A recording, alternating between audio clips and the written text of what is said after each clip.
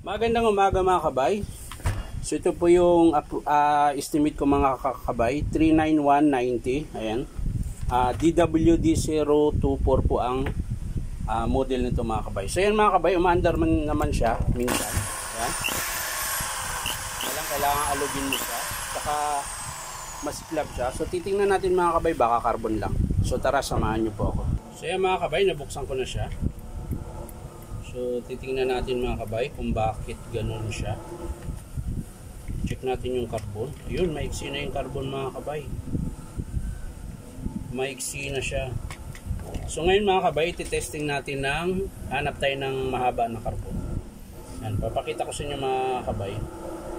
So maaaring ito po yung dahilan kung bakit masiklab yung andar tsaka papatay-patay siya. Ayan po yung carbon niya mga kabay, oh. Ayan, ang iksi na lang po.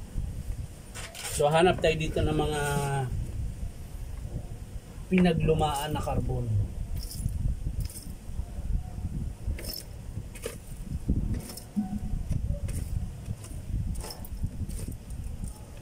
So wala tayong mahanap mga kabay.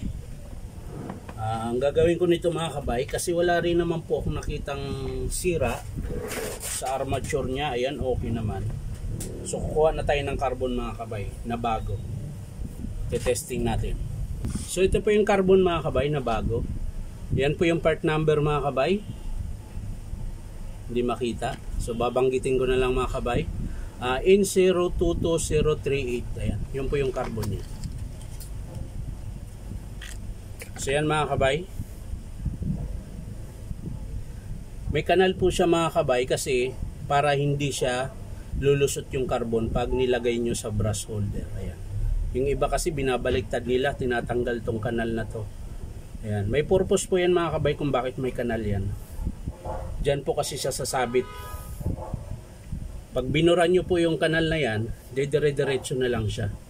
Hindi na ito sasabit. Kaya ito, tingnan nyo mga kabay, pudpud na. Pero hindi siya lumusot. Gawa nung kanal. Ayan. So ikakabit natin mga kabay. So ayan, papakita ko sa inyo malapitan mga kabay pagkabit. Ayan. Tataas nyo lang po itong spring nya mga kabay. Ayan.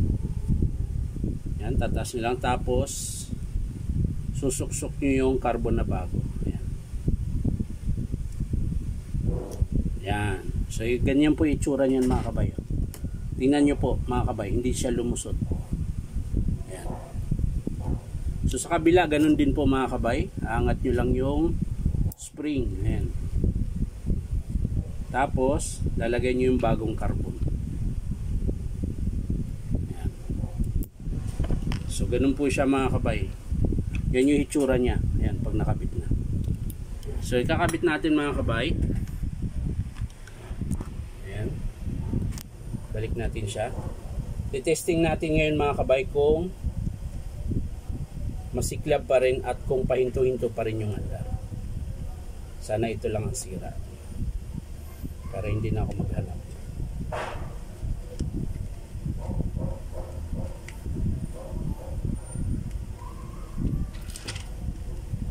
So yan mga kabay, sasara lang natin. Ayan. Tapos hindi lang muna natin ipitan. Titesting lang natin. Papaandarin natin.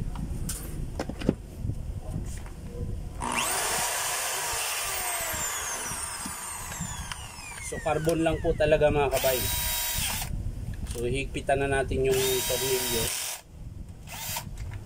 nang maitesting natin ng maayos.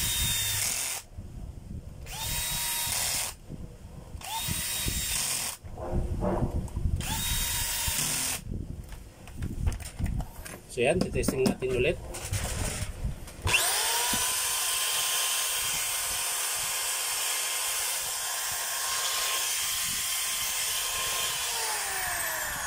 So dire-diretso na po yung andar niya mga kabay. Titesting lang natin yung hammer kung meron. Drill. Reverse mga kabay. Forward.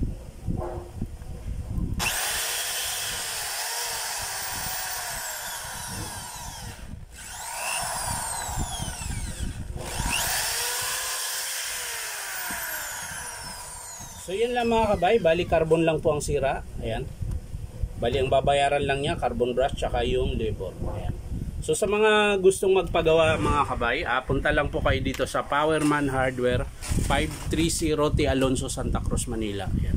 Hanapin nyo lang po yung DeWalt, nakalagay DeWalt signboard na Stanley DeWalt po yung nakalagay. So yan lang mga kabay, maraming salamat at syempre subscribe nyo po ito aking YouTube account na Inom Tabay. So maraming salamat, bye bye.